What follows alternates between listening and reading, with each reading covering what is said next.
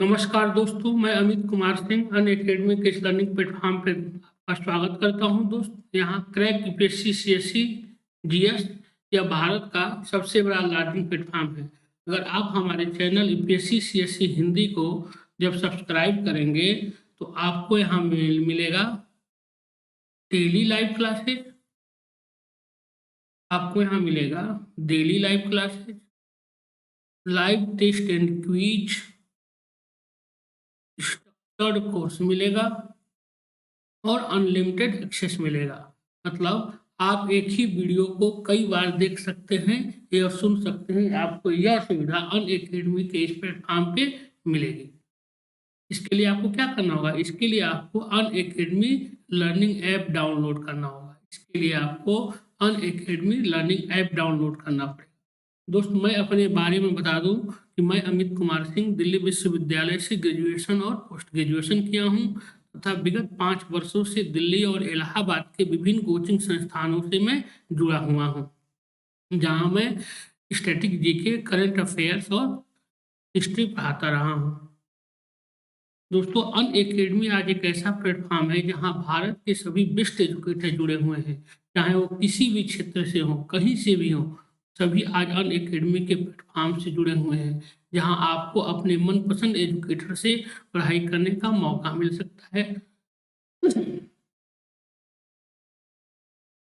दोस्तों, यहाँ जो भी सिलेबस है, यहाँ पे यूपीएससी सीएससी हिंदी पे जो भी सिलेबस है वह सब कॉम्प्रिहेंसिव सिलेबस है। दोस्तों, हम फीस का स्ट्रक्चर बताते हैं। देखिए, यूपीएससी सीएससी जीएस में 2 तरह का कोर्स होता है। यूपीएससी सीएससी हिंदी जीएस में 2 तरह का कोर्स है। एक है प्लस कोर्स, दूसरा है आइकॉनिक कोर्स। तो प्लस कोर्स में आपको क्या क्या मिलेगा? देखिए, प्लस कोर्स में मिलेगा आपको live classes, test series, unlimited practice, structured schedule मिलेगा। और इसके लिए जो सब्सक्रिप्शन रखा गया है प्लस कोर्स के लिए, वो रखा गया है 1 महीने का जो सब्सक्रिप्शन रखा गया है वो रखा गया है 9,000 रुपये। 3 महीने का जो सब्सक्रिप्शन रखा गया है वो रखा गया है 22,500 रुपये।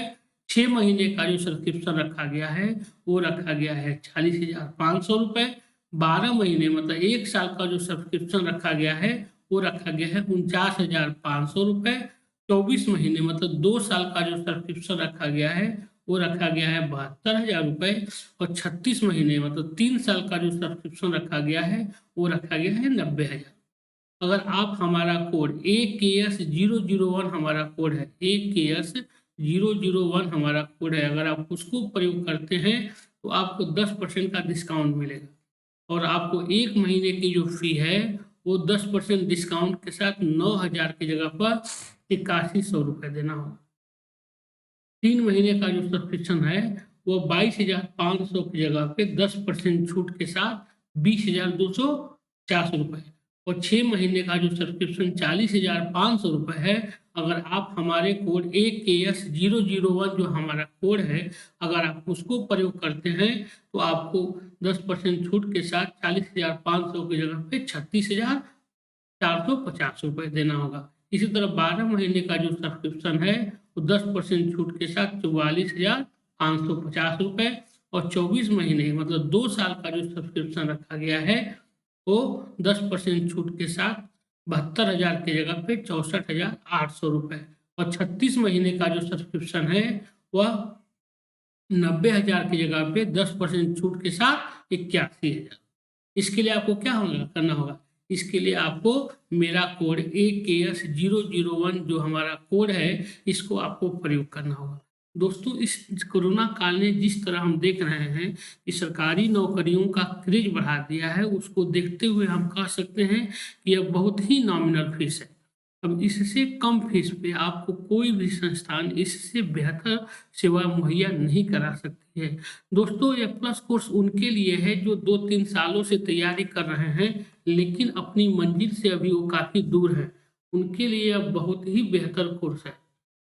उनके लिए यह बहुत ही बेहतर कोर्स है, क्योंकि देखिए, सोचिए कि 2 साल तक आपको अन अकेडमी के प्लेटफॉर्म पे अपने मनपसंद एजुकेटर से पढ़ने का मौका मिलेगा, जिससे आपकी तैयारी बहुत ही विस्तृत और सारगर्भित हो जाएगी, जिससे आपको अपने लक्ष्य प्राप्त करने में मदद मिलेगी। इसलिए दोस्त आप लोग जरूर हमारे कोड AKS001 के माध्यम से एडमिशन लीजिए, जिससे आपका और हमारा साथ लंबा चल सके।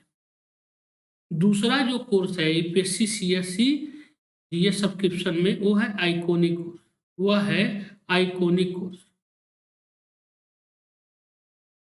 आइकोनिक कोर्स में आपको क्या क्या मिलेगा, आप देखिए, लाइव क्लासेज मिलेगा, टेस्ट सीरीज मिलेगा, अनलिमिटेड प्रैक्टिस मिलेगा, स्ट्रक्चर्ड शेड्यूल मिलेगा, पर्सनल कोच मिलेगा, डेली मेंस Q&A प्रैक्टिस होगी, स्टडी प्लानर मिलेगा, ट्रायल फीडबैक मिलेगा। आप सोचिए कि इतने तरह के आपको मिलेंगे, इस पे 8 तरह।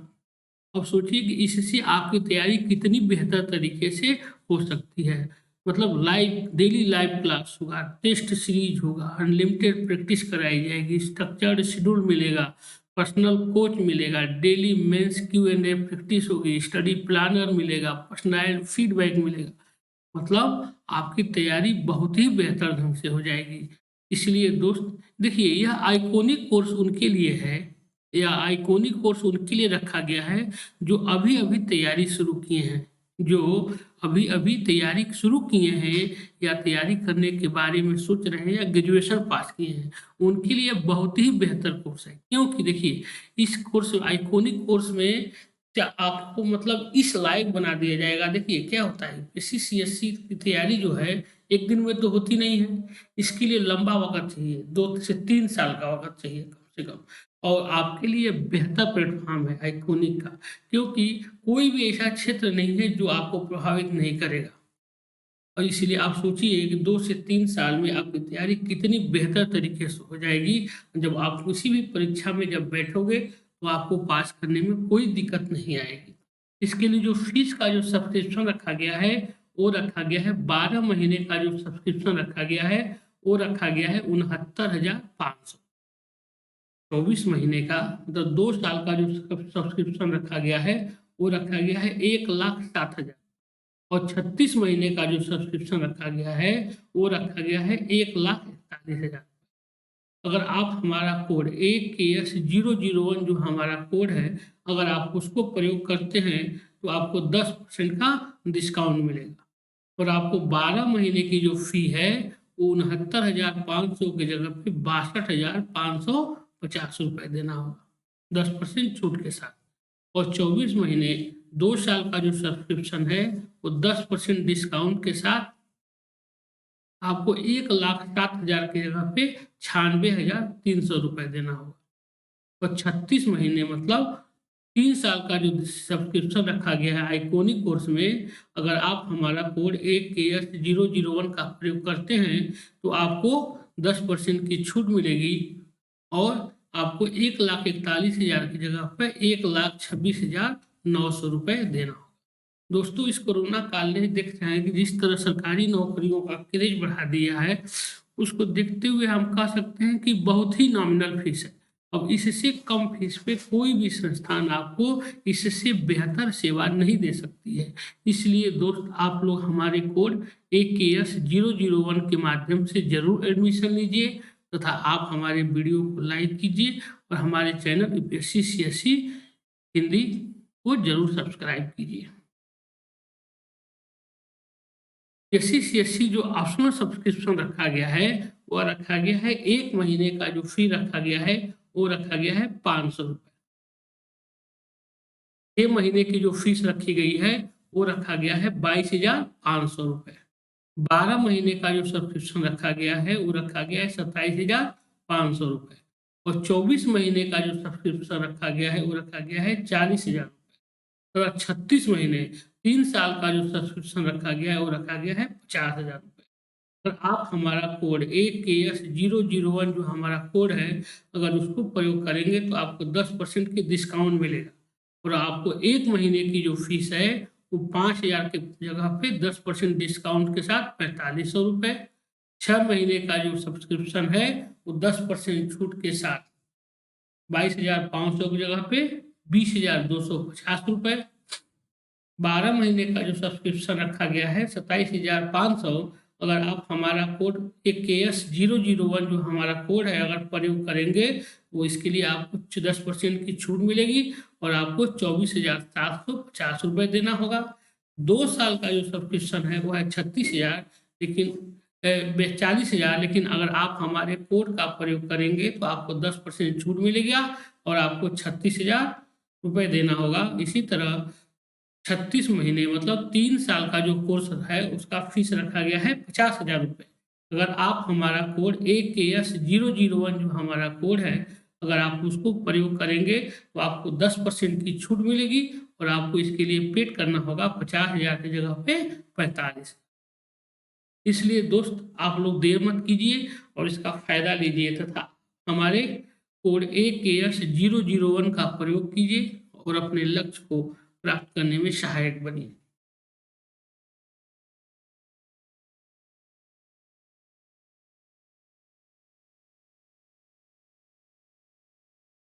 टेस्ट फॉर्मेट जो है वो है 45 मिनट, 60 क्वेश्चन, 13 कॉम्बैट और 6 सेक्शन रिलेटिंग स्कोरिंग और nightly contact compact with the best and win amazing prize. जो फर्स्ट आएगा उसको ये प्राइज मिलेगा। 6 महीने का कोर्स रखा गया यूपीएससी CSC 2021 के लिए। 6 महीने का समय बचा है क्योंकि जो परीक्षा है वो कब है, 27 जून को है। प्रीलिम्स की परीक्षा जो है वह 27 जून को रखा गया है। चैंपियंस कोर्स शुरू कर रही अनअकैडमी 2000 यूपीएससी CSC 2021 के लिए चैंपियंस कोर्स शुरू कर रही है। किसके लिए, 6 month GS batch course for UPSC CSC prelims 2021 bilingual होगा। यह 6 महीने का जो कोर्स रखा जा रहा है ये क्या होगा, बाइलिंगुअल होगा। प्रीलिम्स के लिए 2021 के लिए 15 दिसंबर से बैच स्टार्ट हो रहा है। 15 दिसंबर से बैच स्टार्ट हो रहा है, इसलिए हो गया है। इसलिए दोस्त आप लोग इसमें जरूर एडमिशन लीजिए। कोर्स क्या होगा, कंप्लीट GS सिलेबस कराया जाएगा। प्रीलिम्स का जितना है वो सब क्या करेगा, कंप्लीट कराया जाएगा। प्रीलिम्स टेस्ट सीरीज कराई जाएगी। लाइव क्लासेज होगा 500 आवर्स का, लाइव क्लासेज होगा 500 घंटे का। फ्री PDF स्टडी मटेरियल मिलेगा आपको, स्ट्रक्चर्ड शेड्यूल मिलेगा। हाँ, 2 बिट क्लीनिंग सेशन होगा, क्लियरिंग सेशन, और इंडिया टॉप एजुकेटर आपको पढ़ाएंगे इसमें।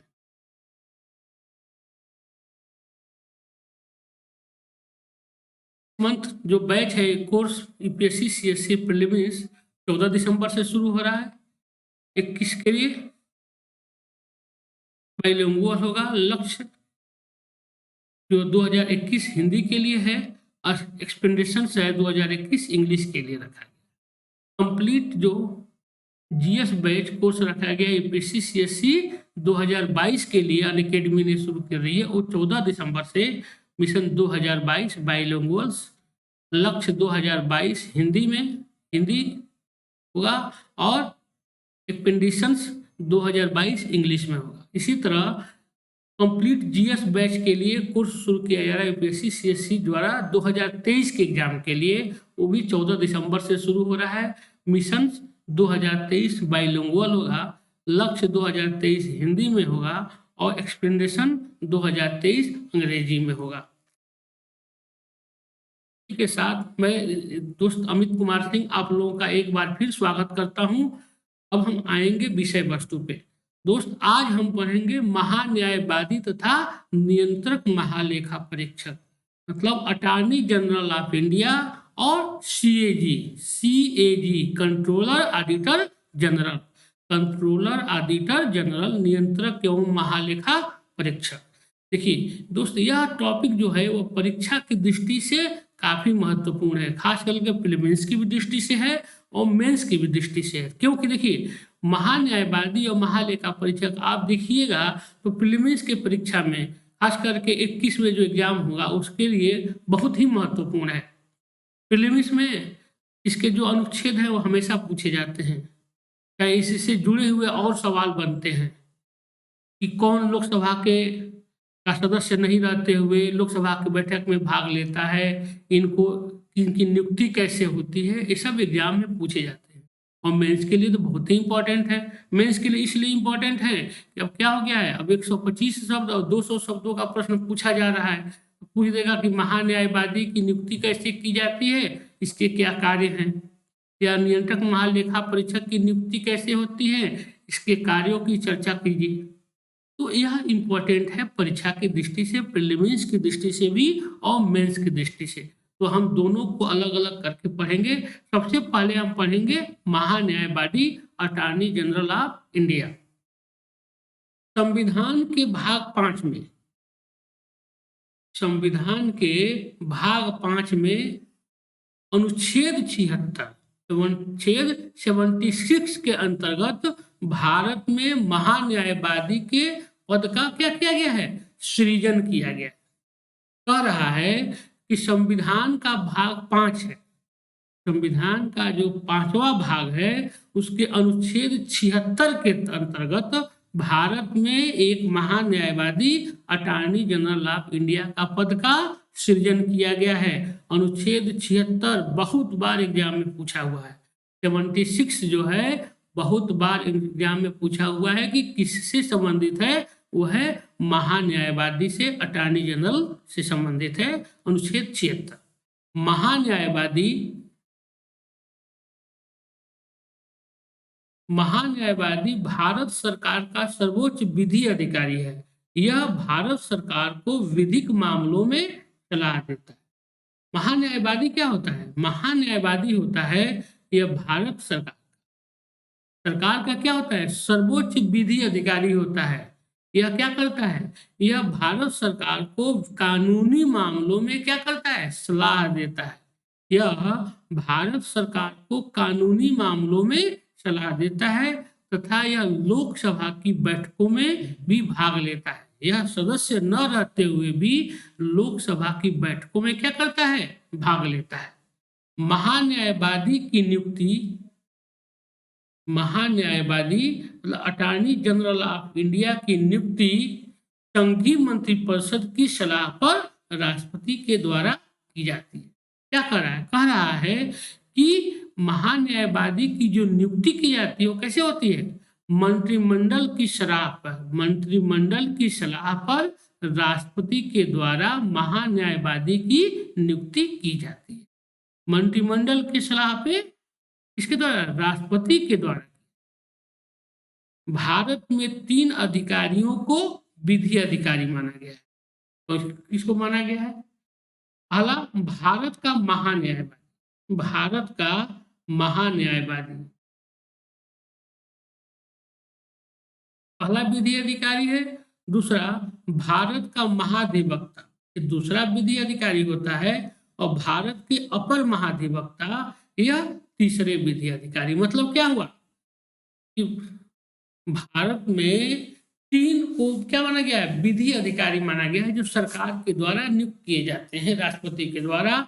भारत के महान्यायवादी, भारत के महाधिवक्ता और भारत के अपर महाधिवक्ता। इसमें महान्यायवादी है वो क्या है, सबसे उच्च है, सबसे उच्च स्तर पे है महान्यायवादी। मतलब सबसे ऊपर हायरार्की में कौन आ गया, इन तीनों में सबसे ऊपर होता है महान्यायवादी, अटॉर्नी जनरल ऑफ इंडिया। महान्यायवादी की नियुक्ति को नियुक्त होने के लिए उन योग्यताओं का होना आवश्यक है जो उच्चतम न्यायालय का न्यायाधीश नियुक्त होने के लिए आवश्यक। क्या कह रहा है, महान्यायवादी की नियुक्ति के लिए कौन सी योग्यता होनी चाहिए, महान्यायवादी की नियुक्ति के लिए भी वही योग्यता होनी चाहिए जो हाई कोर्ट के जज, उच्चतम न्यायालय सुप्रीम कोर्ट के जज बनने के लिए होने चाहिए। क्या, उसकी उम्र जो है 35 वर्ष से ज्यादा न हो, कम न हो, और उसकी उम्र 65 वर्ष से ज्यादा न हो। यही है ना, वह भारत का नागरिक होना चाहिए, वह एक प्रसिद्ध विधिवेत्ता होना चाहिए, ठीक है, वह कम से कम 10 वर्ष तक, वह कम से कम 10 वर्ष तक भारत के उच्च न्यायालयों में क्या किया हो, प्रैक्टिस किया हो, वकील रहा हो, वह एक नामी वकील रहा हो। यही सब तो है। भाई सुप्रीम चीफ जस्टिस आप सुप्रीम कोर्ट का जज बनने के लिए यही सब तो योग्यता रखी गई है। वही सेम योग्यता महान्यायवादी की नियुक्ति के लिए भी होनी चाहिए। महान्यायवादी की क्या शक्तियां होती हैं? महान्यायवादी की शक्तियां,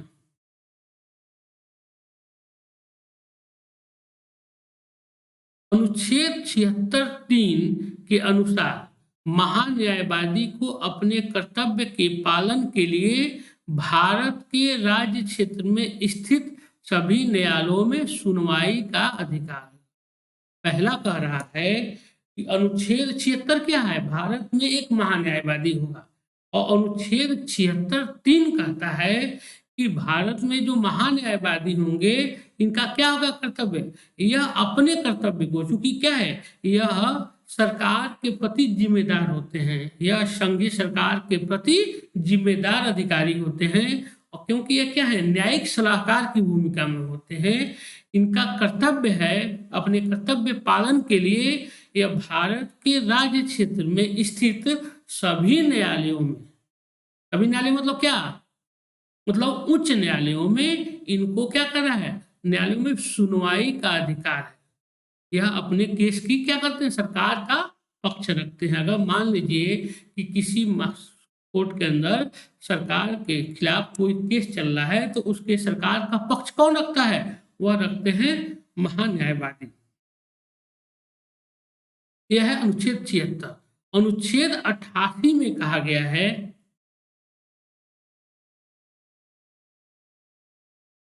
अनुच्छेद 88 में कहा गया है कि महान्यायवादी को संसद के किसी भी सदन, दोनों सदनों की संयुक्त बैठक तथा संसद की किसी समिति जिसका वह सदस्य है की कार्यवाहियों में भाग लेने और बोलने का भी अधिकार है। अभी हम बताए ही थे क्या है, महान्यायवादी को अनुच्छेद 88 के तहत महान्यायवादी को किसी भी सदन में, चाहे वो लोकसभा हो या राज्यसभा हो, में बैठने का अधिकार है।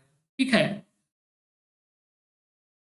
किसी भी सरकार की समिति में जिसका वह सदस्य है उसकी कार्यवाहियों में भी भाग लेने का अधिकार है और वह किसी उस विधिक मामलों से जुड़े हुए मुद्दों पर उसको बोलने का भी अधिकार है। लेकिन क्योंकि वह लोकसभा संसद का सदस्य नहीं होता है इसीलिए भाग तो यह लेता है बैठक में, लेकिन वोटिंग का अधिकार इसको नहीं है। इसको क्या है, बोलने का तो अधिकार है लेकिन वोटिंग का अधिकार इसको नहीं दिया है, वोट देने का अधिकार इसको नहीं दिया गया है।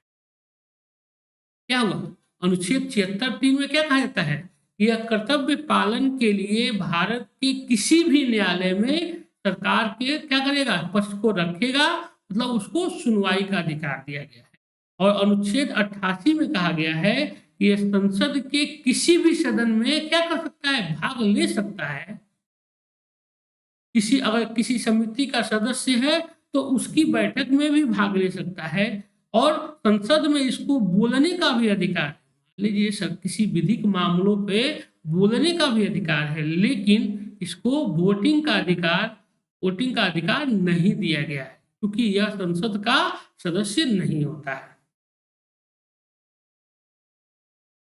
हालांकि उसे संसद में मत देने का अधिकार नहीं है, जो अभी बताए हैं हम। अनुच्छेद 105(4) के अनुसार महान्यायवादी को अपने कार्यकाल के दौरान संसद सदस्यों को प्राप्त होने वाली सभी उन्मुक्तियां और विशेषाधिकार भी प्राप्त। क्या कारण कि अनुच्छेद 105(4) के अनुसार महान्यायवादी को अपने कार्यकाल के दौरान संसद सदस्यों को जो वेतन भत्ते, जो सुविधाएं प्राप्त होती हैं, संसद सदस्यों को जो वेतन भत्ते सुविधाएं प्राप्त होती हैं वो सभी विशेषाधिकार किसको भी मिलते हैं, महान्यायवादी को भी मिलता है। वही विशेषाधिकार महान्यायवादी को, मतलब इसको भी क्या मिलेगा, एक सांसद का जो वेतन होता है वही वेतन मिलता है और उसके लिए जो आवास होता है वही सुविधा।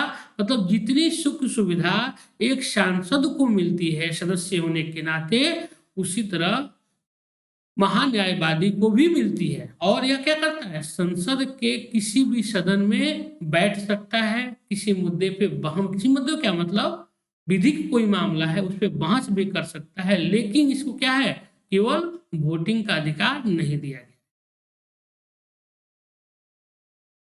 तो राष्ट्रपति द्वारा महान्यायवादी को सौंपे गए कार्य, मतलब कि महान्याय, क्योंकि इनकी नियुक्ति कौन करता है, मंत्रिमंडल की सलाह पे राष्ट्रपति करते हैं। तो वही कह रहा है कि अगर नियुक्ति के बाद राष्ट्रपति के द्वारा इन महान्यायवादी को कौन कौन से कार्य सौंपे गए हैं। पहला जो कार्य दिया गया है, भारत सरकार से संबंधित मामलों को लेकर उच्चता में भारत सरकार की ओर से पेश, उच्चतम न्यायालय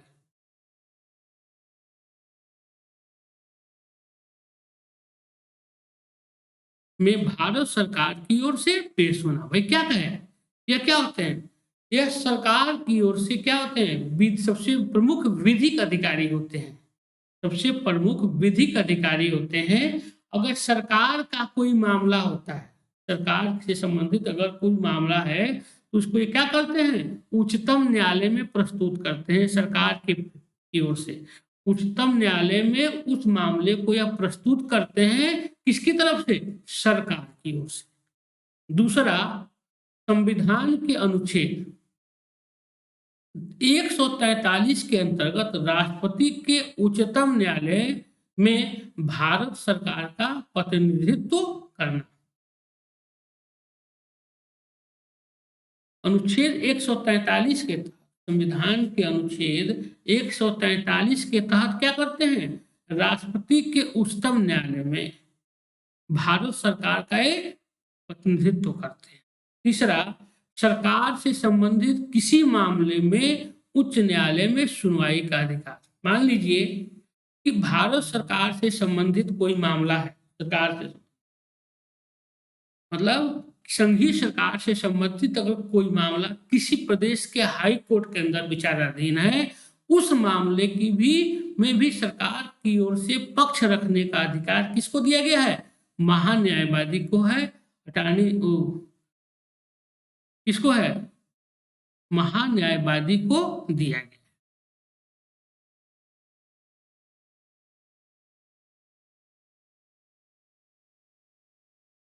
भारत के महाधिवक्ता, दूसरा जो अधिकारी होता है विधिक अधिकारी, वो है भारत का महाधिवक्ता।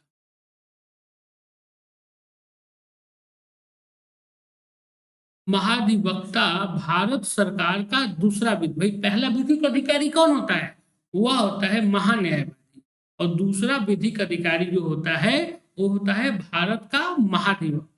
महाधिवक्ता भारत का दूसरा क्या है, विधि अधिकारी है, जिसका प्रमुख कार्य क्या है, महान्यायवादी का सहायता करना। मतलब यह महान्यायवादी के सहायक के रूप में कार्य करता है, मतलब महान्यायवादी के यह असिस्टेंट के रूप में महाधिवक्ता कार्य करता है।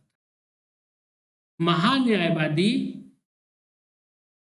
का पद संविधान के अनुच्छेद 76 के तहत एक क्या है, संवैधानिक पद है। भाई महान्यायवादी का भी पद क्या है, महान्यायवादी का जो पद है अनुच्छेद 76 के तहत है, संवैधानिक पद है। वही महाधिवक्ता का पद संवैधानिक ना होकर क्या है, वैधानिक है। क्या मतलब हुआ कि महान्यायवादी को तो क्या किया गया कि संविधान के अनुच्छेद 76 के अनुसार भारत में एक महान्यायवादी होगा, तो क्या हो गया, तो संवैधानिक पद हो गया। लेकिन महाधिवक्ता का पद क्या है, वह संवैधानिक नहीं है, वह वैधानिक है। मतलब संसद के द्वारा एक विधान बनाकर महाधिवक्ता के पद का क्या किया गया है, सृजन किया गया है। इसमें क्या है, महाधिवक्ता का जो पद है वह संवैधानिक पद नहीं है, एक विधिक पद है। मतलब इस संसद के द्वारा एक कानून बनाकर अलग से इस पद का सृजन किया गया है महाधिवक्ता। जो क्या होता है, यह सरकार का दूसरा सबसे बड़ा विधिक अधिकारी होता है और यह महान्यायवादी के सहायक के रूप में कार्य करता है। इसी प्रकार भारत के इस अपर महाधिवक्ता की भारत के इस प्रकार हम देखते हैं। तीसरा क्या है भाई, दो हो गया, पहला हो गया महान्यायवादी, दूसरा हो गया महाधिवक्ता, और तीसरा जो सबसे बड़ा विधिक जो पद होता है वो होता है क्या, अपर महाधिवक्ता। तीसरा जो सबसे बड़ा विधिक जो पद है वो अधिकारी होता है, वो होता है अपर महाधिवक्ता। तो कह रहा है कि भारत के अपर महाधिवक्ता की नियुक्ति महाधिवक्ता के सहायक के लिए किया गया है, सहायता के लिए, महाधिवक्ता की सहायता के लिए किया गया है। यह पद भी क्या होता है, वैधानिक होता है। क्या मतलब होगा, जिस तरह महाधिवक्ता का पद क्या है, संवैधानिक नहीं है, विधानिक है। मतलब संसद के एक विधान के द्वारा इसको क्या किया गया है, महाधिवक्ता का पद सृजित किया गया है। उसी तरह अपर महाधिवक्ता जो होता है, जो जो सरकार का तीसरा सबसे बड़ा विधिक अधिकारी होता है, इसकी भी नियुक्ति, यह भी क्या है, संवैधानिक पद नहीं है, एक विधिक पद है, और इसकी भी नियुक्ति संसद के द्वारा एक कानून बनाकर किया गया है। यह भी सरकार के मामलों की में क्या करता है, कोर्ट के अंदर सरकार का पक्ष रखता है, यह सरकार की ओर से कोर्ट के अंदर क्या करता है, बहस करता है। अब दूसरा ये तो हो गया क्या, हम लोग तीन पढ़ लिए, महान्यायवादी, महान्यायवादी की नियुक्ति, महान्यायवादी के कार्य देख लिए। फिर महाधिवक्ता के क्या कार्य होते हैं, दूसरा जो विधिक अधिकारी होता है वो होता है, पहला विधिक अधिकारी महान्यायवादी, अनुच्छेद 76 के, उसमें हम लोग देख लिए कि क्या होता है, उसके कार्य क्या क्या है, उसकी शक्तियां, ठीक है। उसके बाद दूसरा सबसे बड़ा विधिक अधिकारी जो होता है वो होता है महाधिवक्ता। महाधिवक्ता के भी हम लोग कार्य देख लिए। और तीसरा जो विधिक अधिकारी होता है वो होता है अपर महाधिवक्ता, ठीक है। ये भी एक तीसरा सबसे बड़ा विधिक अधिकारी होता है, इसके भी कार्य देख लिए। इस तरह हम लोग पहला जो है उसको हम लोगों ने देख लिया, महान्यायवादी। अब हम लोग देखेंगे दूसरा जो महत्वपूर्ण है वो है सीएजी, नियंत्रक महालेखा परीक्षक, auditor controller general, auditor controller general, नियंत्रक महालेखा परीक्षक। यह किसमें किया गया है, भारतीय संविधान की अनुच्छेद 148, भारतीय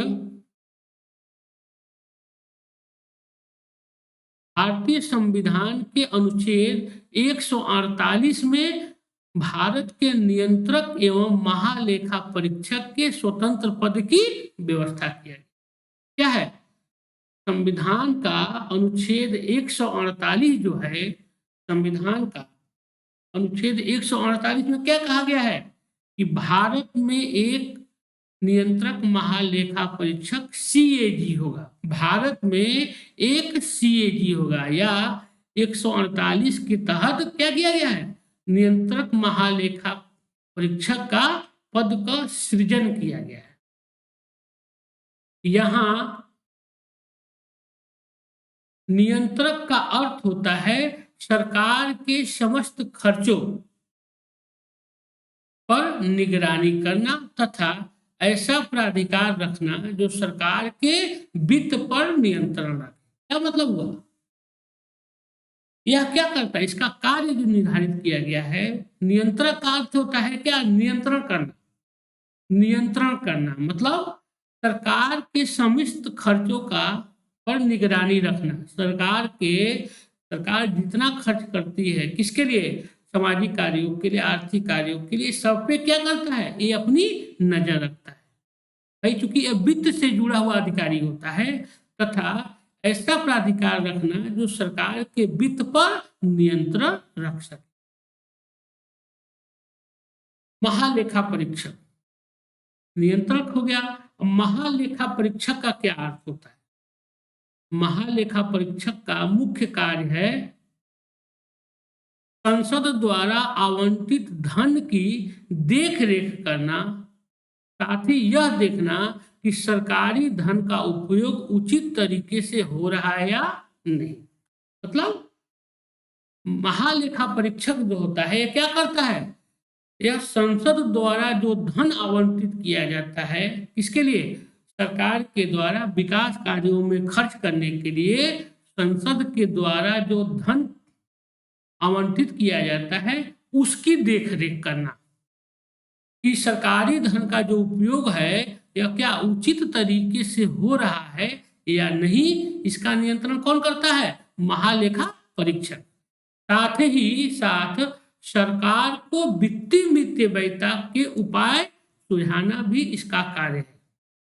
मतलब सरकार के साथ सरकार को वित्तीय मितव्ययिता के उपाय सुझाना भी इसका कार्य है। मतलब क्या है कि कम खर्च करके किस तरह ज्यादा विकास किया जा सकता है, यह भी समझाने का क्या उपाय, इसका भी सुझाने का कार्य किसको दिया गया है, सीएजी को दिया गया है, महालेखा परीक्षक को दिया गया।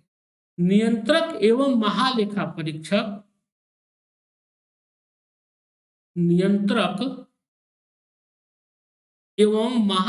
परीक्षक लोक वित्त के संरक्षक होने के साथ साथ देश की संपूर्ण वित्तीय व्यवस्था का नियंत्रक होता है।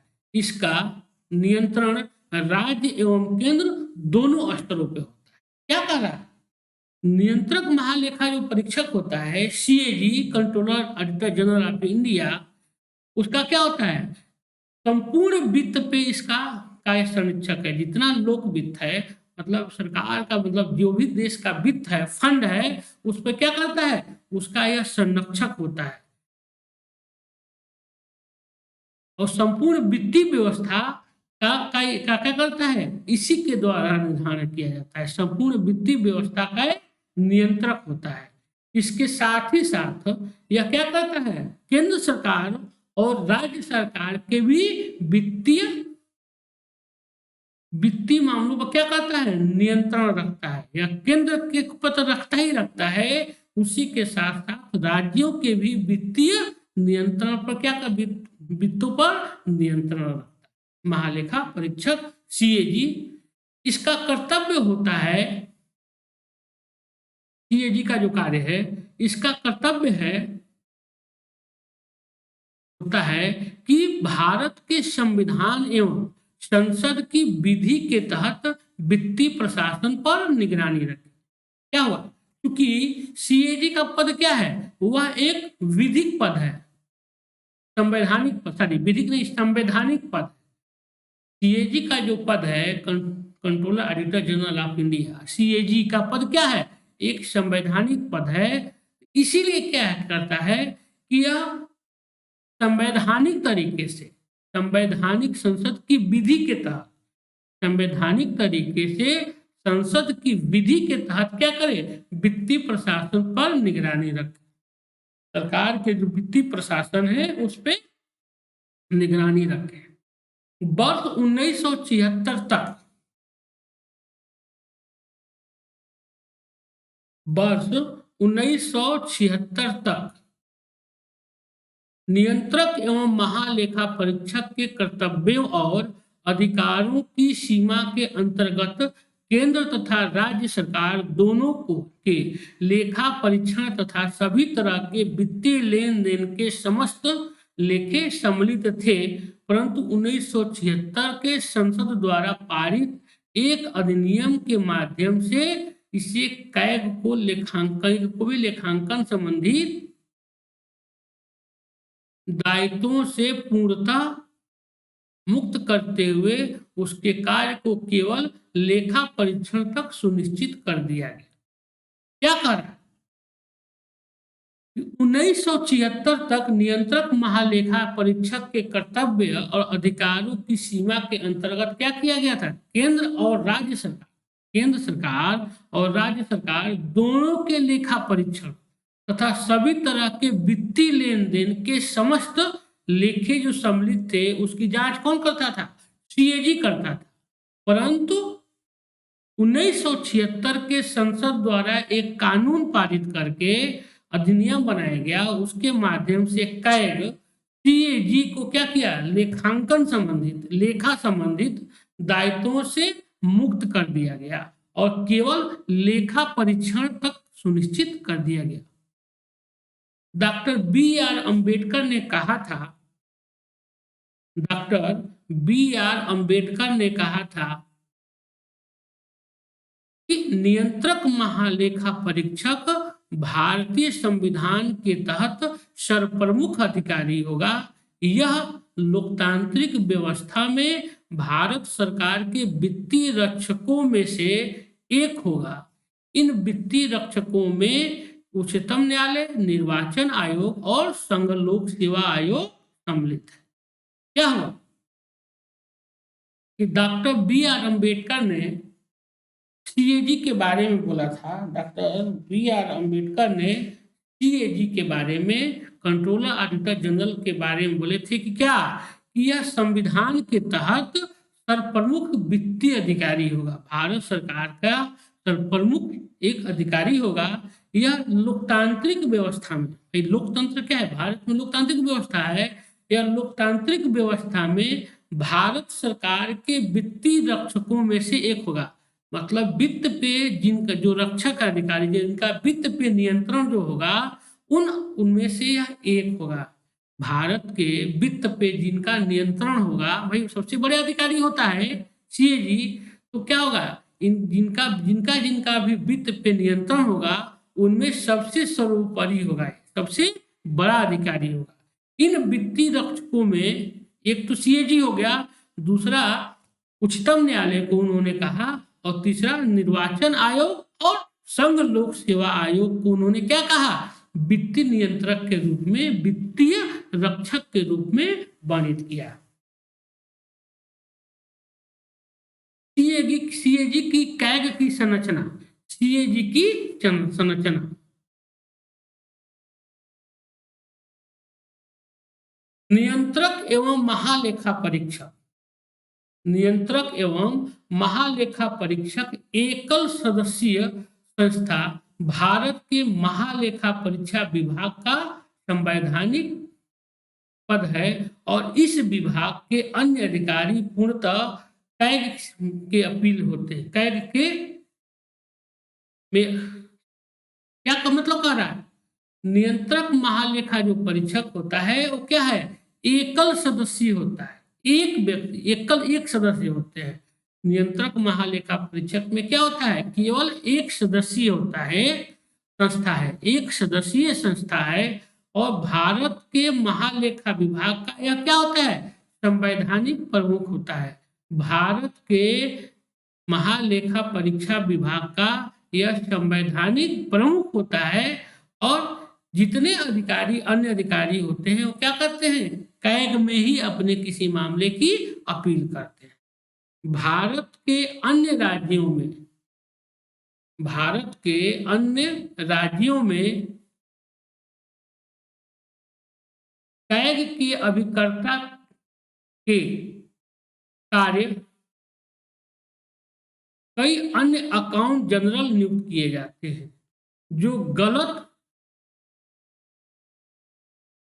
जो सरकार के गलत लेखाओं की जानकारी देते हैं। क्या कह रहा है, राज्यों में क्या किया जाता है कि राज्यों में, भाई केंद्र में तो सीएजी होता है, सीएजी का काम क्या होता है, दोनों के वित्तों पर नियंत्रण रखना होता है। केंद्र के तो वित्त पे नियंत्रण रखता ही है, राज्य के भी वित्तों पे नियंत्रण रखता है, और राज्यों में इसकी देख रेख करने के लिए कौन होता है, अकाउंटेंट जनरल होते हैं। अकाउंटेंट जनरल नियुक्त किए जाते हैं सीएजी के द्वारा, जो सरकार के गलत लेखाओं की जानकारी कैग को देते हैं। जो सरकार के गलत, भाई सरकार के द्वारा जो गलत लेखा दिया जाता है, मतलब वित्त के बारे में जो गलत जानकारी दी जाती है, इसकी जानकारी सीएजी को कौन देता है, उसकी जानकारी देता है राज्य में नियुक्त अकाउंटेंट जनरल। अकाउंटेंट जनरल जो होता है, इसकी जानकारी सीएजी को देता है क्योंकि सीएजी के द्वारा ही इनकी नियुक्ति की जाती है राज्यों के वित्तों पर नियंत्रण के लिए। राज्यों के वित्तों पर नियंत्रण के लिए अकाउंटेंट जनरल की नियुक्ति की जाती है, किसके द्वारा? सीएजी के द्वारा। और वह सरकार के गलत लेखाओं की जानकारी सीएजी को देते हैं, कैग को देते हैं। नियुक्ति कार्यकाल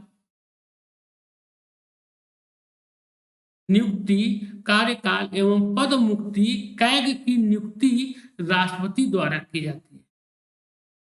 नियुक्ति कार्यकाल, ठीक है।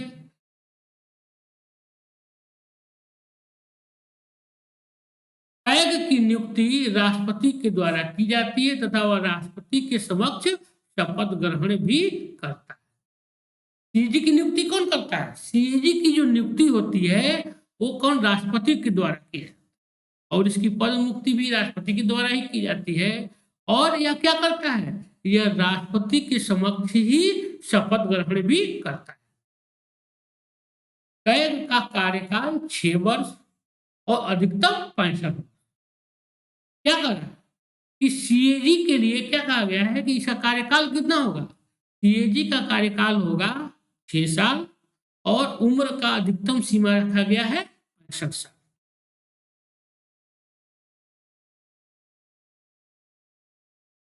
इसके पहले वह किसी भी समय राष्ट्रपति को अपना त्याग पत्र भेज सकता है। क्या कर?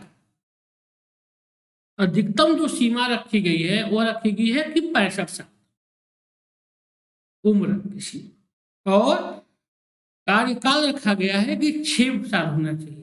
लेकिन यह कोई बाध्यकारी नहीं है कि एक बार सीएजी की नियुक्ति हो ही गई तो 6 वर्ष तक पद पर रहेगा।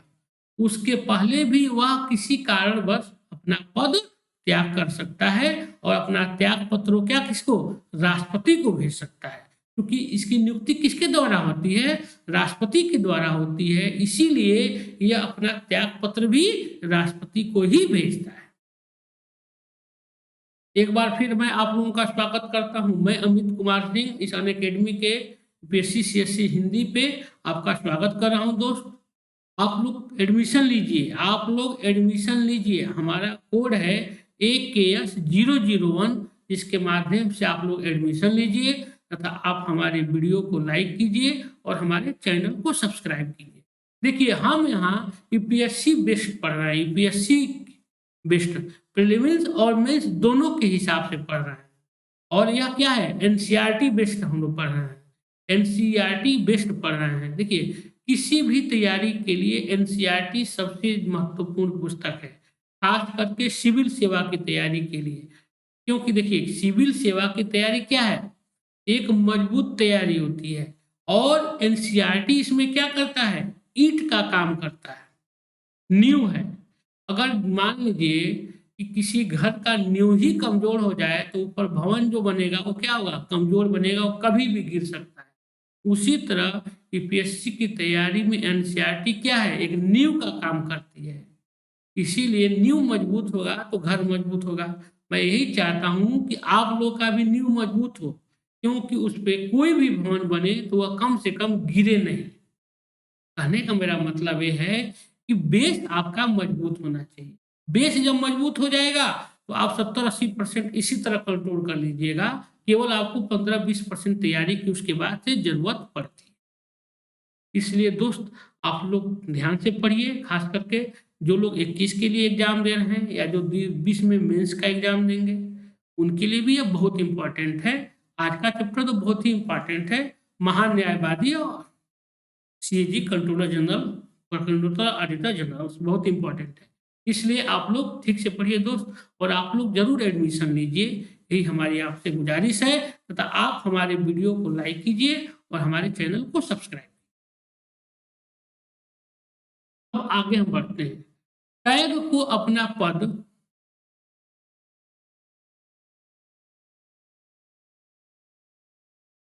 कैग को अपने पद से उसी प्रकार हटाया जा सकता है जिस प्रकार से उच्चतम न्यायालय के न्यायाधीश को। सीएजी को भी हटाने की प्रक्रिया क्या है? सीएजी एक संवैधानिक पद है, इसको भी हटाने की प्रक्रिया वही सेम है जो उच्चतम न्यायालय के न्यायाधीश को हटाने की प्रक्रिया होती है, जो उच्चतम न्यायालय के न्यायाधीश को हटाने की प्रक्रिया होती है। अर्थात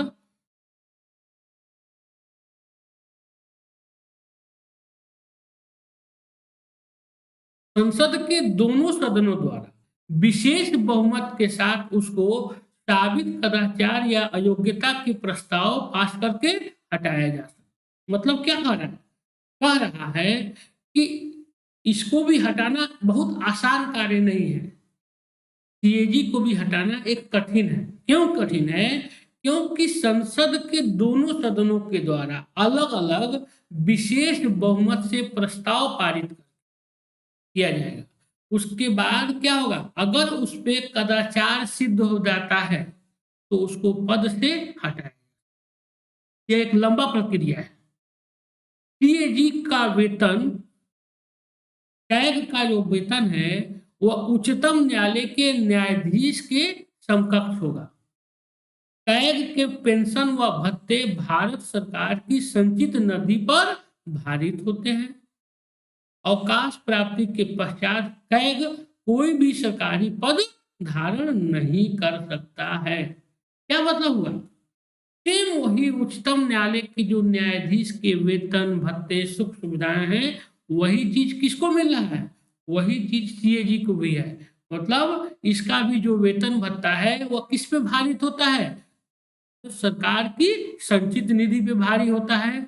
और ये भी रिटायरमेंट के बाद, क्योंकि यह रिटायरमेंट के बाद कोई भी सरकारी पद धारण नहीं कर सकता है सीएजी। कैग के कार्य, सीएजी के कार्य इंपॉर्टेंट है मेंस की दृष्टि से। सीएजी के कार्य, महालेखा परीक्षक का प्राथमिक उद्देश्य यह सुनिश्चित करना है कि संसद द्वारा आवंटित धन को उसी उद्देश्य हेतु व्यय किया जा रहा है जिस उद्देश्य हेतु संसद ने आवंटित किया। क्या करता है? क्योंकि यह भारत सरकार का सबसे बड़ा वित्त अधिकारी होता है और वित्त नियंत्रक होता है, इसीलिए इसका कार्य होता है क्या?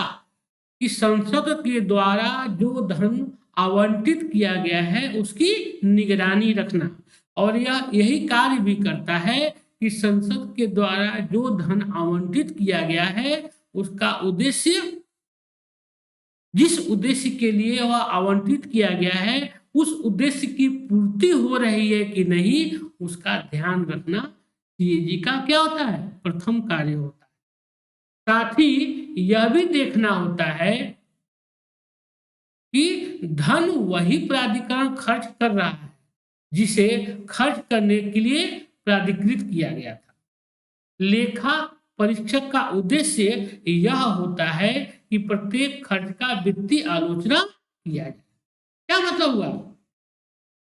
कि जिस एजेंसी के लिए, जिस प्राधिकरण के लिए जो जो धन आवंटित हुआ था वह वही प्राधिकरण खर्च कर रहा है कि नहीं, इस पे भी ध्यान रखना किसका होता है? सीएजी का काम होता है। ठीक है। और इसका एक कार्य भी होता है कि प्रत्येक वित्तीय वर्ष में इस वित्तीय आलोचना क्या करना है? महालेखा परीक्षक के क्या करता है? लोक लेखा समिति के तहत यह क्या रखता है? इस पे बहस कराता है। यह लोक लेखा समिति के सामने यह वित्तीय मामलों को रखता है। एक सरकार के द्वारा जो एक साल में जो भी धन आवंटित होते हैं, किस मद में जो खर्च किया गया है, यह कहाँ प्रस्तुत करता है? लोक लेखा समिति के सामने प्रस्तुत करता है, जो क्या करती है? इस पे सरकार के द्वारा वो बहस करती है, आलोचना करती है। यदि कोई अनियमितता पाई जाए,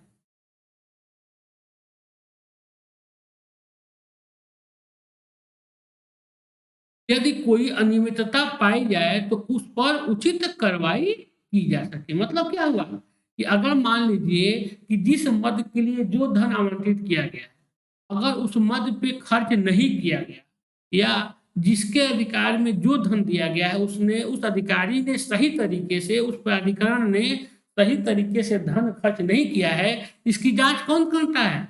कंट्रोलर ऑडिटर जनरल करता है। सीएजी करता है, वह इसीलिए करता है कि जांच के द्वारा उस व्यक्ति को, उस संस्था को क्या किया जा सके, दंडित किया जा सके। नियंत्रक एवं महालेखा परीक्षक अधिनियम 1977 के अनुसार कैग निम्नलिखित खर्चों का लेखा परीक्षा करता है। नियंत्रक महालेखा परीक्षक अधिनियम 1977 के अनुसार सीएजी जो होता है निम्नलिखित खर्चों का लेखा परीक्षा करता है। पहला,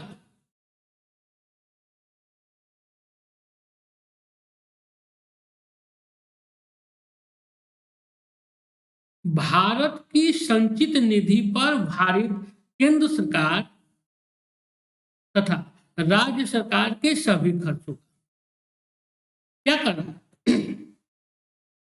कि भाई इसका 1900 नियंत्रक महालेखा परीक्षक अधिनियम 1977 के अनुसार कैग निम्नलिखित खर्चों का क्या करता है, नियंत्रण करता है, जांच करता है, लेखा परीक्षा करता है।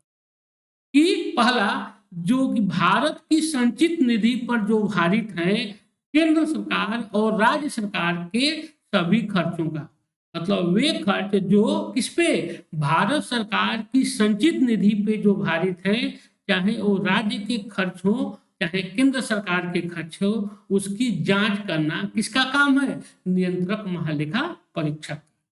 दूसरा, कि भारत को आकस्मिक निधि और लोक निधि के सभी खर्चों का, मतलब भारत सरकार के जो आकस्मिक निधि है और लोक निधि है, सभी जो भी उससे जो भी धन खर्च किए जाते हैं उसकी भी जांच करने का अधिकार किसको दिया गया है, सीएजी को दिया गया है। तीसरा, किसी विभाग द्वारा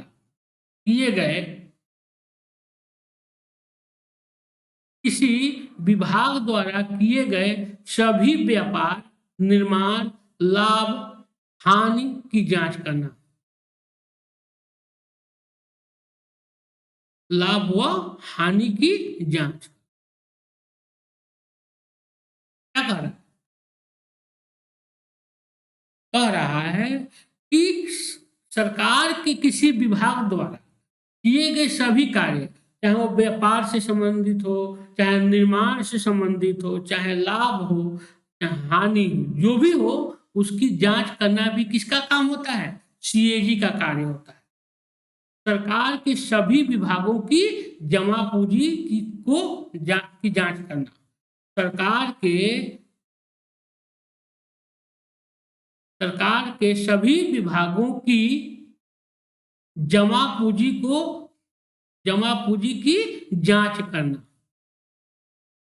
मतलब क्या, कि सरकार के जितने विभाग हैं उनके पास क्या धन है, कितना आया है, कितना धन खर्च हुआ है, कितना धन बचा है, मतलब जो आवंटित धन किया गया था सरकार के सभी विभागों के लिए उसमें से कैसा खर्च हुआ है, कितना खर्च हुआ है, कितना धन बचा है, इसका भी ऑडिट करने का जिम्मा किसको होता है, उसको भी होता है नियंत्रक महालेखा परीक्षक सीएजी को।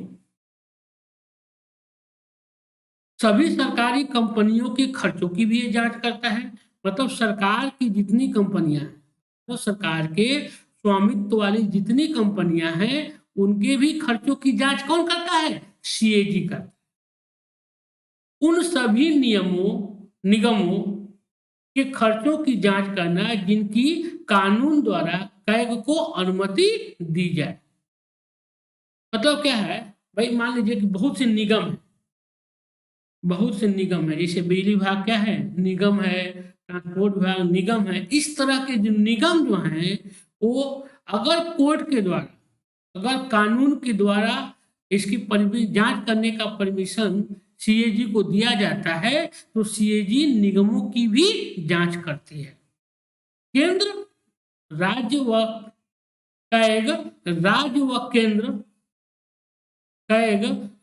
व केंद्र सरकारों के सभी खर्चों की वित्तीय जांच करता है, खर्च कहाँ किए गए और किस उद्देश्य से किए। कहने का मतलब क्या होगा, अभी जो ऊपर बताया वही चीज ऐसे है कि किस चीज की जांच करता है, कि केंद्र सरकार तथा राज्य सरकारों को संसद के द्वारा जो धन आवंटित किया गया है जिस मद के लिए, उस मद में उसको सही तरीके से खर्च किया गया है कि नहीं, कहाँ खर्च किया गया है, किस तरह खर्च किया गया है, कितनी अनियमितता हुई है, इस सब की जांच करने के लिए सीएजी का गठन किया गया। किस प्राधिकारी द्वारा किन योजनाओं में कितना धन खर्च किया, किस, भाई अभी जो बताया, किस प्राधिकारी के द्वारा किए गए किन योजनाओं में कितना खर्च किया, इनमें सभी प्रकार के प्रश्नों की जांच कौन करता है, सीएजी करता है। शायद समस्त सरकारी खरीद व बिक्री की जांच करता है तथा यह देखता है कि इनमें कितनी मितव्ययिता की जा सकती है। और क्या करता है सीएजी, सीएजी यह जांच करता है, सीएजी यह जांच करता है कि सरकार के द्वारा जो भी खरीद बिक्री हुई है उसमें कितनी मितव्ययिता और की जा सकती है, मतलब कितना जो भी खर्च किया गया है उसमें और कितना धन बचाया जा सकता था, इसका भी कौन करता है, सीएजी करता है। आप लोग देखे होंगे कि बार बार सीएजी का नाम आता है, खास करके आप लोग विनोद राय का तो नाम सुन ही होंगे, जो पिछली सरकार में डॉक्टर मनमोहन सिंह सरकार में क्या थे, सीएजी थे, और उन्हीं के द्वारा क्या किया गया था, कोयला घोटाला, 2G 3G जितने घोटाला हुआ सबके उजागर उन्होंने ही किया था, सीएजी ने ही किया था। उसके पहले भी हम देखते हैं कि सीएजी ने कई बार रक्षा क्षेत्रों में जो भी खरीद बिक्री होती है उसको लेकर कई बार प्रश्न चिन्ह उठाए हैं, किसके लेकर, उसके मितव्ययिता। तो सीएजी जो होता है वह क्या होता है, भारत सरकार के का जो धन है उसका प्रहरी होता है। सीएजी जो होता है वह सरकार का जो धन होता है वह क्या होता है, उसका एक प्रहरी होता है, रक्षक होता है, और वह आपको अपने आप को उसी भूमिका में दिखाता है।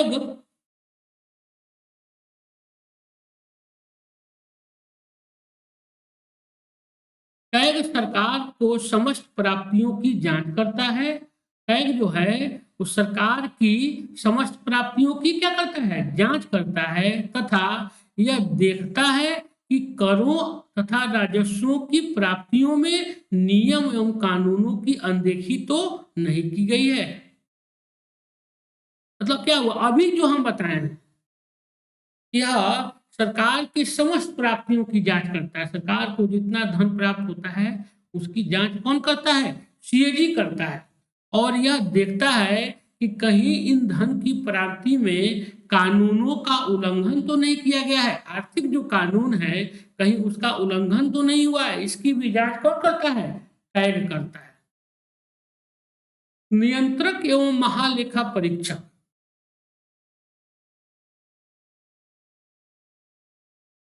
नियंत्रक एवं महालेखा परीक्षक किसी कर या शुल्क को शुद्ध आगमों का निर्धारण तथा प्रमाणन करता है। यहाँ शुद्ध आगमों का अर्थ है कि कर या शुल्क को ऐसी प्राप्तियां, कर या शुल्क की ऐसी प्राप्तियां जिसमें संग्रहण की लागत सम्मिलित न हो। अनुच्छेद 297, अनुच्छेद 297 के तहत कहा गया है।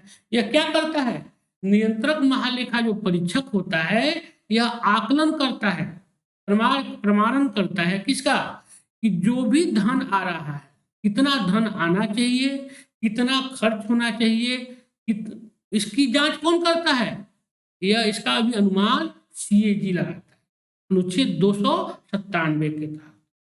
कैग सभी प्रशासनिक प्राधिकरणों, कैग सभी प्रशासनिक प्राधिकरणों के खर्चों एवं प्राप्तियों की जांच करता है। सरकार के द्वारा जो भी धन खर्च कर दिया तो उसकी तो जांच ही करता है।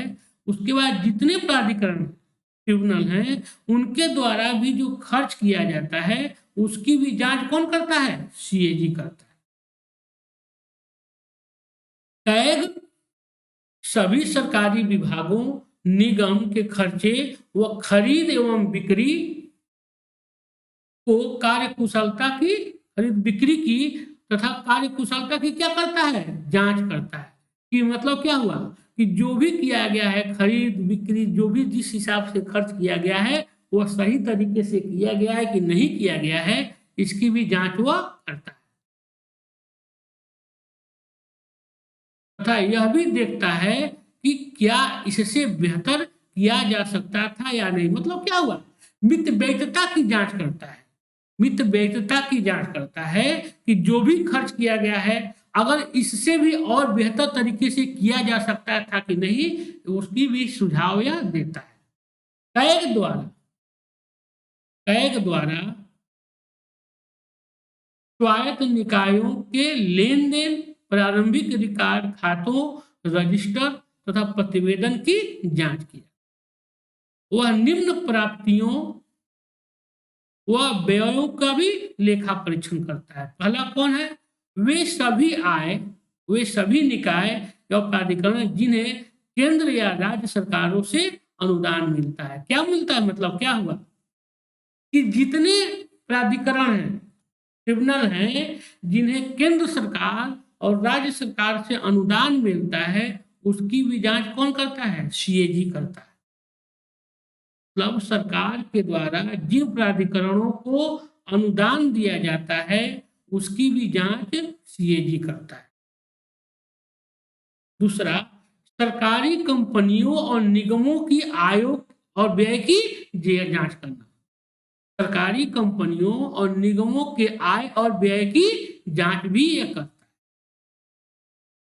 तीसरा, जब संबद्ध नियमों द्वारा आवश्यक हो अन्य निगमों एवं निकायों का लेखा परीक्षा करना। वह केंद्र सरकार के लेखों से संबंधित प्रतिवेदन राष्ट्रपति को सौंपता है, जो उसे संसद के पटल पर रखते हैं। अनुच्छेद 153, अनुच्छेद 153 में क्या कहा गया है कि केंद्र सरकार के जो भी लेखा संबंधी प्रतिवेदन है, केंद्र सरकार के जो भी लेखा संबंधी प्रतिवेदन है वह उसको राष्ट्रपति को सौंपता है और राष्ट्रपति उसको संसद के पटल पे संसद सदस्यों के सम्मुख रखते हैं, संसद के पटल के सम्मुख रखते हैं। अनुच्छेद 153 के तहत, अनुच्छेद 153 के तहत सीएजी क्या करता है, केंद्र सरकार के लेखों के संबंधित जितना प्रतिवेदन होता है वह राष्ट्रपति को सौंपता है और राष्ट्रपति उसे संसद के पटल पे रखवाते हैं। वह राज्य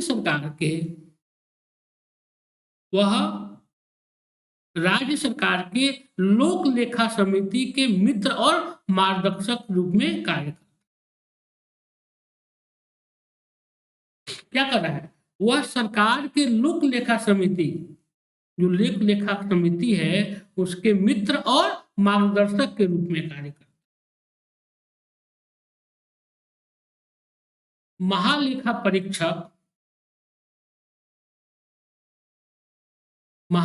परीक्षक संसद का अभिकर्ता होता है और उसी के माध्यम से खर्चों का लेखा परीक्षण करता है। इस तरह वह केवल संसद के प्रति जिम्मेदार होता है। क्या करता है, महालेखा जो परीक्षक है वो संसद का ही एक तरह से संसद से जुड़ा हुआ अभिकर्ता होता है और वह उसी के माध्यम से जो भी धन आवंटित किए जाते हैं, खर्च किए जाते हैं, ये संसद क्या करती है, धन आवंटन करती है सरकार के लिए, सरकार उसको खर्च करती है, उसका यह परीक्षण करता है। सरकार संसद के द्वारा जो भी धन आवंटित किया जाता है उसका यह क्या करता है, जांच करता है, परीक्षण करता है। इस तरह वह क्या होता है, केवल संसद के प्रति ही जिम्मेदार होता है, केवल वह संसद के प्रति जिम्मेदार होता है। राष्ट्रीय तथा अंतर्राष्ट्रीय स्तर पर, राष्ट्रीय तथा अंतर्राष्ट्रीय स्तर पर लेखा परीक्षा हेतु परीक्षण देना भी कैग का एक महत्वपूर्ण कार्य। कोई भी मंत्री संसद के दोनों सदनों में नियंत्रक महालेखा परीक्षक का प्रतिनिधित्व तो नहीं कर सकता और कोई मंत्री उसके द्वारा किए गए किसी कार्य की जिम्मेदारी नहीं ले सकता। क्या कह रहा है कि सीएजी का कार्य कोई मंत्री नहीं कर सकता है। दोनों सदनों में सीएजी का कार्य कोई मंत्री नहीं कर सकता है। सीएजी का जो कार्य है वह सीएजी ही करेगा, और सीएजी के द्वारा जो भी कार्य किया गया है उसकी जिम्मेदारी कोई मंत्री नहीं ले सकता। कैग की शक्तियां, कैग की क्या शक्ति है? यह केंद्र सरकार का सर्वोच्च लेखांकन संस्था है जो सिविल न्यायालय की शक्तियों को क्या करती है? धारण करती है। इसके अंतर्गत यह किसी विभाग के लेखा प्रपत्र की जांच कर सकता है तथा विभाग से दस्तावेज मंगवा सकता है। क्या कर रहा है कि कैग जो है वो क्या है? केंद्र सरकार की सर्वोच्च लेखांकन जांच संस्था है, लेखा की जांच करने वाली संस्था है जो सिविल न्यायालय की शक्ति क्या करती है? धारण करती है, रखती है। इसके अंतर्गत वह किसी भी विभाग के पत्रों की जांच कर सकती है तथा विभाग के किसी भी विभाग का कोई भी दस्तावेज अगर उसको लगता है कि वहां पे धांधली की गई है, वहां गड़बड़ी की गई है, तो वह कोई भी दस्तावेज मंगवा सकती है। कैग एवं लोक लेखा समिति, कैग और लोक लेखा समिति के क्या संबंध है इसको देखते हैं। संसद के द्वारा कैग की प्रतिवेदन को लोक लेखा समिति को सौंपा जाता है। क्या होता है देखिए, लोक लेखा समिति क्या होता है? लोक लेखा समिति की नियुक्ति किसके द्वारा की जाती है? संसद के द्वारा की जाती है, जिसमें 22 सदस्य होते हैं। 22 सदस्य में से जो होते हैं 15 जो सदस्य होते हैं वो आते हैं लोकसभा से, और 7 सदस्य जो होते हैं वो होते हैं राज्यसभा से। यह क्या करती है? सरकार के वित्त संबंधी खर्चों की जांच करती है, आलोचना। तो सीएजी जो होता है, कैग जो है, अपना प्रतिवेदन किसको सौंपता है?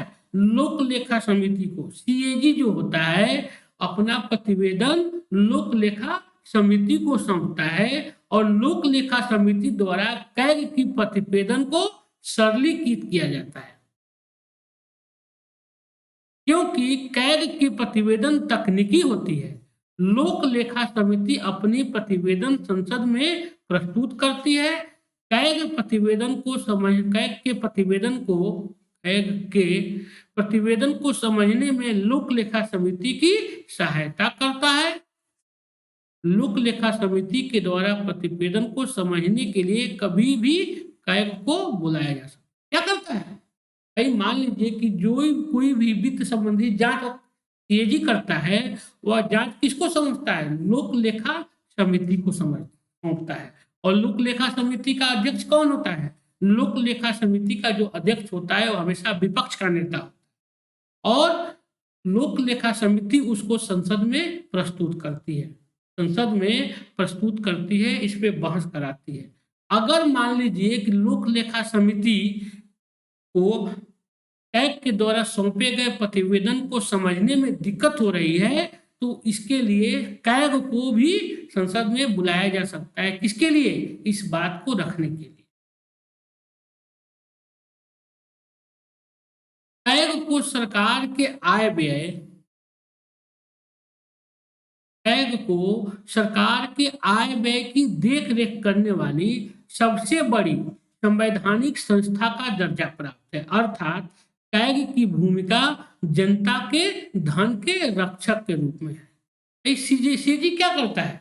इसका नाम ही है कंट्रोलर ऑडिटर जनरल। मतलब क्या हुआ कि यह सरकार का धन, मतलब कैग के जो लोगों जनता का जो धन है उसका क्या होता है? यह रक्षक होता है।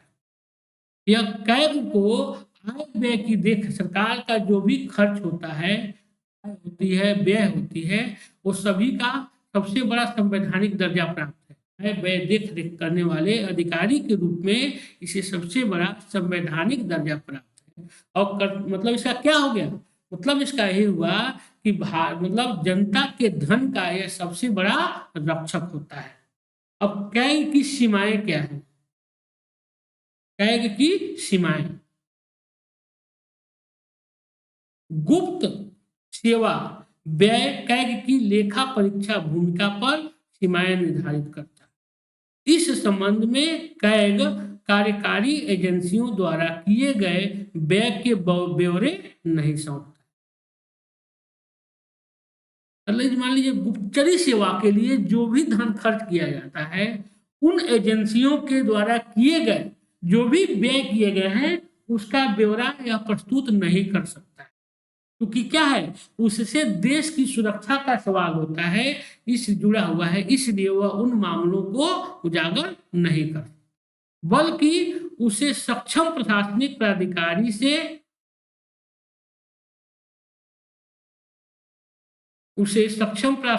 प्राधिकारी से प्रमाण पत्र को स्वीकार करना होता है जो व्यय इस प्राधिकार के अंतर्गत किया गया है। कैग की भूमिका व्यय होने के बाद केवल व्यय की लेखा परीक्षा। सीएजी क्या करता है? सीएजी धन को कंट्रोल नहीं करता है। जो धन संसद के द्वारा आवंटित किए गए हैं एजेंसियों को, वह केवल खर्च होने के बाद उस व्यय का क्या करता है? परीक्षण करता है। जो खर्च किए गए हैं उसका वो परीक्षण करता है कि धन जो है वह उचित जगह पे खर्च किए गए हैं कि नहीं। सार्वजनिक निगमों की लेखा परीक्षा में कैग की भूमिका सीमित है। निगमों के साथ इसके संबंध को निम्नलिखित 3 श्रेणियों में रखा जा सकता है। कौन कौन से? पहला, कुछ निगमों की लेखा परीक्षा पूर्ण रूपेण व प्रत्यक्ष तौर पर कैग के द्वारा की जाती है। उदाहरण के लिए दामोदर घाटी निगम, तेल और प्राकृतिक गैस आयोग, air India, Indian airlines corporation आदि। क्या कह रहा है? मतलब निगमों की जांच का जो रखा गया है उसको 3 भागों में बांट के देखते हैं। पहला है कि कुछ निगमों का लेखा परीक्षा जो होता है वह पूर्ण रूपेण कौन करता है? उसका प्रत्यक्ष तौर पर सीएजी द्वारा की जाती है। लेखा परीक्षा सीएजी के द्वारा की जाती है। जैसे दामोदर वैली निगम हुआ, तेल एवं प्राकृतिक गैस आयोग हुआ ओएनजीसी, एयर इंडिया का हुआ, इंडियन एयरलाइंस का हुआ। इसकी जांच कौन करता है? इसकी वित्तीय लेखा परीक्षा वह करता है सीएजी। दूसरा, कुछ निगमों की लेखा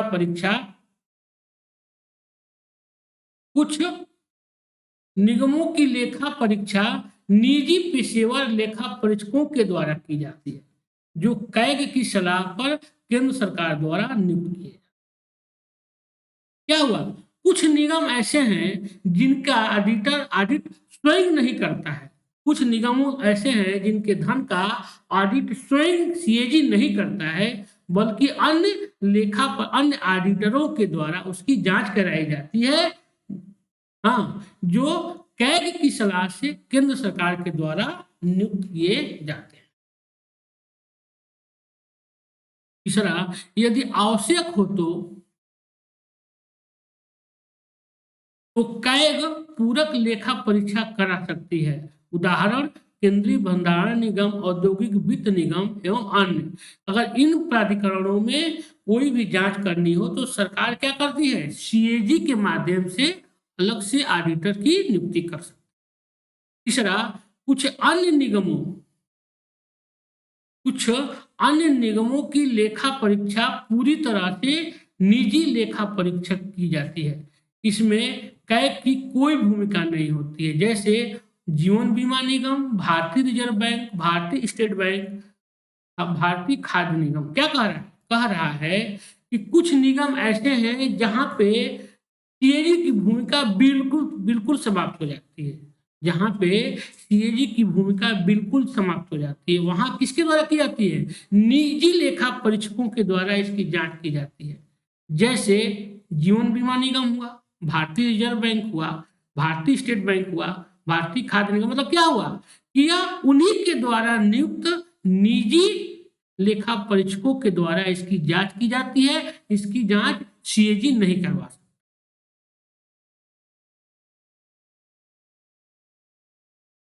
कैग की भूमिका पर वर्तमान में कुछ विवाद उठे हैं, उसको देखते हैं। वर्तमान में नियंत्रक महालेखा परीक्षक कैग के द्वारा कुछ मामलों पर अनुमानित घाटे की बात की जा रही है जो वर्तमान में विवाद का मूल कारण बना। जैसे उनमें 2G स्पेक्ट्रम विवाद प्रमुख है। 2G स्पेक्ट्रम आवंटन वर्ष 2008 में पहले आओ पहले पाओ की नीति के आधार पर किया गया था, परंतु कैग का मानना था कि यदि यह आवंटन नीलामी प्रक्रिया के आधार पर यह हुआ रहता तो क्या रहता, सही रहता और ज्यादा धन की प्राप्ति हुई रहती। तो सरकार को लगभग 1,70,000 करोड़ का लाभ होता, जो कि अनुमानों के पर आधारित जांच थी। क्या कह रहा है कि कै की कुछ भूमिका पर इसमें आजकल विवाद शुरू हो गया। जैसे 2G मामले में 2G स्पेक्ट्रम विवाद जो था, 2G स्पेक्ट्रम विवाद जो 2008 में हुआ था, इसमें क्या किया गया था कि पहले आओ पहले पाओ, जो पहले आएगा उसको यह मिलेगा, इस नीति से किया गया था। लेकिन सीएजी का कहना था, कै का मानना था कि अगर आवंटन की क्या होती, खुली नीलामी प्रक्रिया अपनाई गई रहती तो इसमें सरकार को 1,70,000 करोड़ रुपए का फायदा हुआ रहता, जो कि अनुमानों पर आधारित था। यह किसके, सीएजी के अनुमानों पर आधारित था। इसी तरह कोयला ब्लॉक आवंटन में भी घाटा दिखाई गया। 2G स्पेक्ट्रम और कोयला ब्लॉक के आवंटन में कैग के द्वारा भारी अनियमितता का आरोप लगाया गया। इसमें कैग ने अनामिन घाटा की संकल्पना का प्रयोग किया, जो वर्तमान समय में दुनिया के अनेक देशों में प्रयोग किया। अब प्रीलिमिन्स से संबंधित कुछ महत्वपूर्ण अनुच्छेद है, खास करके प्रीलिमिन्स के संबंधित जो सीएजी से पूछे जाते हैं उसको हम लोग देख लेते हैं। अनुच्छेद 148, अनुच्छेद 148 भारत के नियंत्रक महालेखा परीक्षक की नियुक्ति एवं पदमुक्ति, मतलब क्या है, अनुच्छेद 148 के तहत भारत में महालेखा नियंत्रक की नियुक्ति होती है और 148 के ही तहत क्या किया जाता है, इसको पदमुक्त भी किया जाता है। मतलब 148 के तहत नियुक्ति और 148 के तहत ही पदमुक्ति किया जाता है। यह है अनुच्छेद 148। अनुच्छेद 149 नियंत्रक एवं महालेखा परीक्षक के कार्य और शक्तियों का वर्णन किया गया है अनुच्छेद 149 में, प्रीलिमिन्स के हिसाब से महत्वपूर्ण है। अनुच्छेद 150, अनुच्छेद 150 संघ तथा राज्यों के लेखा प्रारूपों के संबंध में राष्ट्रपति को यह क्या करता है, सलाह देता है। संघ एवं राज्य के लेखा प्रारूपों के संबंध में यह राष्ट्रपति को क्या है, यहाँ पे सलाहकारी भूमिका होता है, सलाह देता है किसको, राष्ट्रपति को, अनुच्छेद 150 के तहत। और अनुच्छेद 151 यह अंकों का प्रतिवेदन करता है, अंकेक्षण प्रतिवेदन करता है, अनुच्छेद 151। इस तरह आज हम महान्यायवादी और नियंत्रक महालेखा परीक्षक दो महत्वपूर्ण टॉपिक पढ़े जो परीक्षा की दृष्टि से काफी महत्वपूर्ण है। इसलिए दोस्त अब आज का क्लास हम यही समाप्त करते हैं। मैं अमित कुमार सिंह एक बार फिर आप लोगों का स्वागत करता हूं। दोस्त आप लोग एडमिशन लीजिए, मेरा कोड है AKS001, जिसके माध्यम से आप एडमिशन लीजिए तथा आप हमारे वीडियो को लाइक कीजिए और हमारे चैनल यूपीएससी सीएससी हिंदी को जरूर सब्सक्राइब कीजिए। इसी के साथ आज का क्लास हम यहीं समाप्त करते हैं। नमस्कार, धन्यवाद।